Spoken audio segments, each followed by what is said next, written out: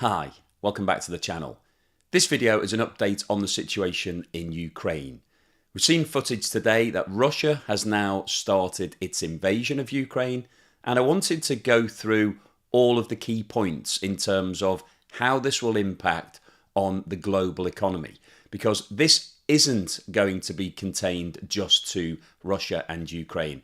This will have a massive implication for the global markets. We're already seeing the stock market starting to tumble. We've seen oil prices go up above $100 for the first time in a long time, and it's likely that this war is going to go on for some time. Ukraine is not happy about being invaded. It will fight back, and it's likely that this is going to be a long, drawn-out conflict, and that will have a big impact economically on the whole of the world. So in this video, I wanted to run through what the rest of the world are doing about this, what sanctions have been imposed so far and what the implications of those sanctions are, what the likely counter-sanctions will be from Russia's perspective, and then finally I'll wrap up with my view as to whether or not I think this is going to lead to a potential global recession. So before we get into all of that, if I could ask you to give me a thumbs up at some point during this video if you're enjoying the content, and please subscribe if you haven't done so already. And don't forget that I always include chapters in my videos, so if there's a particular section you're not that interested in, it's really easy to skip over it and move on to the next. So you may be sitting in your house somewhere in the world thinking, I don't really care about Russia or Ukraine, it has no relevance to me, it's thousands of miles away, it's not going to impact on my daily life. But unfortunately that's not right, because as you'll know if you watch this channel on a regular basis, the whole of the global economy is now interconnected. So what happens somewhere thousands of miles away from where you live can actually have a direct impact on everything that you do. Russia is a very big country and has a lot of natural resources and is one of the major suppliers of oil, natural gas and coal to a lot of countries around the world. It also exports a lot of agricultural products, and it has large reserves of specialist metals such as gold and platinum. Now, the news of this invasion this morning has already caused the stock markets to come crashing down, and it's sent the oil price through the roof. Oil is now trading above $100 per barrel, which is the first time that we've seen it hit that level since 2014, which not coincidentally was when Russia invaded Ukraine last time. So the last time that this happened, it had a massive spike effect on oil prices, and that's likely to happen again. And if this conflict goes on for some period of time, and it's likely to, because Ukraine is not happy about this invasion, they are going to fight back. So this is going to be a war. It's not going to just be a quick invasion as it was in 2014. Then we're going to see a prolonged period where oil prices are high, and unfortunately the Western world is dependent upon oil still. So most people are using it for their vehicles, but also a lot of industry uses oil, and a lot of power stations use oil and coal, and Russia is a big exporter of coal and natural gas, which is also used to produce electricity. So the fact that Russia, as one of the major exporters of energy products, is now entering into a conflict means that sanctions are likely to be imposed against Russia, so that could potentially limit the amount of natural resources that are available to a lot of countries, which will automatically push the price up, because when supply becomes limited and you have strong demand, it always increases prices. So if we see an increase in energy costs, which is very likely, then we will then see an increase in all costs. And at the moment, we've got extremely high levels of inflation all across the world. So the last thing that we need right now is an increase in energy costs, because that's going to push up prices even further. So potentially this will send inflation skyrocketing. So you may be sitting thousands of miles away from the Ukraine thinking it doesn't impact on me, but it will, because prices are definitely starting to go up already and are likely to continue going up whilst this conflict is in place, and could even go on for a number of years, because the sanctions that will be introduced against Russia could be long-standing. These sanctions may be put in place for years, not just a few weeks or a few months. So this is going to have an impact on everybody all around the world. So you may have heard the word sanctions being bandied around a lot about Russia and what's going to happen, and I wanted to just explain exactly what sanctions are. So sanctions were brought in 2014, the last time Russia invaded Ukraine, and sanctions are designed to hurt Russia. So the USA announced it was going to impose sanctions, and a lot of countries all around the world followed suit. So the initial sanctions that were introduced back in 2014 were travel bans on key individuals from Russia. So there was a list of named important Russian individuals who were unable to travel to the US, and then we saw similar bans brought in by the UK, Canada, France, Germany, Australia, and the majority of European countries. Those travel bans were followed up by business bans. So certain individuals and certain companies from Russia were also banned in terms of doing any trade. And the companies that were identified were companies that were helping to fund the war. So there were a number of banks that were identified, and there were also technology companies who were involved in the production of military weapons, as well as a number of energy businesses. The final set of restrictions that were imposed in terms of the sanctions back in 2014-2015 were a restriction on the ability of Russia to be able to raise debt in the international markets. So as you'll know if you follow the channel, a lot of countries around the world raise bonds to fund various investment and infrastructure, and they raise that from all across the world. So the fact that these sanctions were brought in meant that Russia was unable to access the capital markets, and therefore it was going to be more difficult to keep funding its military action. So they were the sanctions that were introduced in 2014-2015. And the impact of that at the time on Russia was that it created a recession in the country, and the value of the Russian ruble fell significantly in the international markets. The Russian central bank decided not to keep supporting the value of the ruble, and we saw the currency crash. So a lot of the sanctions that were imposed in 2014-2015 still exist. There are still a lot of travel bans, and still some of those companies are banned from doing any trade outside of Russia. And it's just been announced that new sanctions will be imposed against Russia with immediate effect. And the new sanctions are a step up compared to what we had previously. So we're now looking at more banks being blocked who won't be able to actually do any international business. We're seeing assets being frozen of overseas corporates and key individuals from Russia. And the international debt markets have been completely closed to Russia. So that means they won't be able to raise any new bonds, but also any existing bonds. There is no secondary market whatsoever for that. The impact of these new sanctions has already started to be felt in Russia, and the Russian stock market has fallen 50% in the last 5 days. In response to the sanctions that were brought in against Russia, Russia announced its own series of counter-sanctions. So it stated that it was no longer going to import any products from any of the countries that were imposing sanctions against it. Now, Russia is a big country and has a population of 144 million. So it imports a lot of food and other products from all around the world. So imposing sanctions does have an international impact, but it also has an impact in Russia as well. Because the reason that it's importing goods is either because it doesn't have those goods and therefore it needs to import them, or they're being produced for a lower cost in other countries around the world. So although the counter-sanctions were designed to hurt other economies, they also hurt the Russian economy because all countries need to import certain goods and products.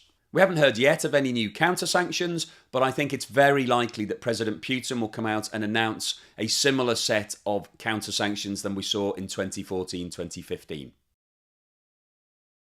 So what are the implications of these sanctions on the global economy? Well, there were a number of studies that were done after the 2014-2015 sanctions were first introduced, and a major UK think tank operation called the Bow Group estimated that the impact on the Western economy was a loss of $700 billion. As another example, in 2015, ExxonMobil announced that it had lost $1 billion of trade due to the Russian sanctions, and the UN-sponsored review in 2017 estimated that most European countries were losing around $3 billion per month because of these restrictions. The counter-sanctions also had a direct negative impact on a lot of countries, and at the time that they were brought in, EU exports of agricultural products equated to $11.8 billion per year. The USA was exporting $1 billion per year of food products, Canada was exporting $500 million, and Australia was exporting $200 million. So all of that trade was wiped out immediately when Russia brought in its counter-sanctions. Between 2013 and 2018, Russian imports of food fell from 35% to 20%. And the flip side of that was that prices increased dramatically in Russia. So it's likely that we're going to see very similar impacts right now, but potentially it could be much worse because the profile of this invasion and the level of potential conflict is much greater than it was for the 2014 Crimea annexation. So what are the chances of this conflict leading directly to a new global financial crisis? Well, I think there is a real chance that this could trigger a global recession. We've already got a lot of countries who have extremely high levels of inflation, and the areas that are particularly under pressure are food and energy. So food and energy prices have been rising dramatically. We've seen a lot of countries around the world starting to increase interest rates to try to bring those prices back down. But unfortunately, a lot of those prices are driven by external factors. A lot of people import energy and food. So if we now see huge sanctions brought in against Russia, which is one of the major exporters of energy all around the world, they own a lot of oil, coal and natural gas. If everybody is banned from buying all of that, then the market is going to skyrocket. We're going to see prices going up dramatically. We could see oil going up closer to $200 a barrel if nobody is allowed to buy Russian oil.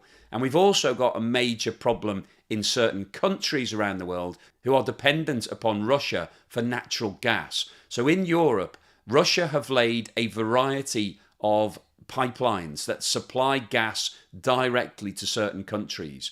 And the three main countries that are dependent upon Russian gas are Turkey, Germany and Italy. And that gas is being used to create electricity. So we've got gas-powered power stations in all of those countries. So if they have to switch off that supply of gas overnight, that means that they won't be able to carry on producing their electricity. Now that electricity is obviously being used by households, but it's also being used by industry. And the natural gas is also being used by industry directly. So if all of these countries have to stop using Russian energy, it's going to cause a massive problem. It's not just the fact that the price will go up, which will have a domino effect on prices globally, but it's also a supply issue. It's not easy to replace Russian energy overnight. It's really difficult. If you're having to switch off these pipelines and not take in the natural gas, you'll have to get liquefied natural gas from elsewhere. And there just isn't enough globally to be able to satisfy that demand. So we're definitely going to see a rise in energy costs. And a rise in energy costs means a rise in all costs, because all producers and manufacturers have to use energy in their processes. So as their costs increase, then they will have to increase the price of their goods. So this conflict is going to have a direct impact on global inflation. Prices are going to keep rising, and that is bad news for the global economy. And food prices will also keep rising because Russia is a major exporter of cereals and grain, as is Ukraine. So once you take out some supply from the global supply chain, then that is also going to drive up prices. But it's not just about prices and inflation. We are potentially also going to see shortages. So if we have to cut off all of the supplies from Russia, then that is going to leave empty shelves and potentially leave people without enough energy. And when you have shortages, that then means that companies have to stop producing, and therefore means people won't be paid. So you'll have a fall in wages. So hopefully you can start understanding the pattern as to why all of this could have an impact on that global economy.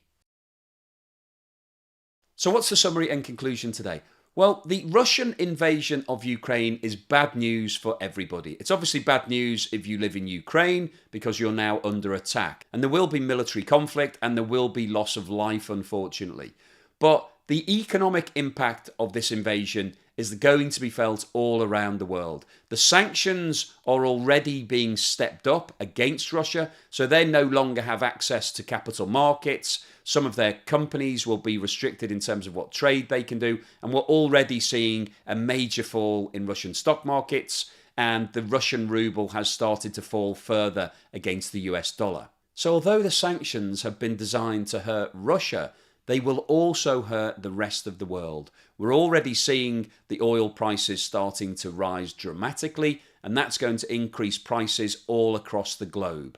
We're also seeing food prices starting to go up, and we will see a knock-on impact in inflation in all countries. And inflation was the one thing that everybody's trying to target. And the only way to bring inflation down is to push interest rates up. So we may well see an acceleration in interest rate increases in all of the Western world, and that is going to increase borrowing costs and therefore put more pressure on companies and households at a time when energy costs are continuing to go up and food prices will continue to go up further. And because energy prices are going up, that will drive up prices of all other goods because energy is used in the production of everything. So this is all bad news, and we've been sitting on the precipice of a global recession for some time now. We've been waiting for the impact of COVID and all of the other things that have been going on for the last few years to start to have a real impact. And I think there is a real potential here that this military conflict could be the Black Swan event that we've been waiting for that will trigger a new global financial crisis. This military conflict is not going to be over in a matter of days. It's likely to go on for weeks, possibly months. And the sanctions that are introduced against Russia are likely to be in place for a number of years. So that is going to increase prices and really hurt the global economy. So unfortunately, I do think that there is a real possibility here that this war could cause all of us to go into a deep recession. I'll keep you posted on any further news, events and developments. If you've liked what I've said today, then please give me a thumbs up and don't forget to subscribe if you haven't done so already.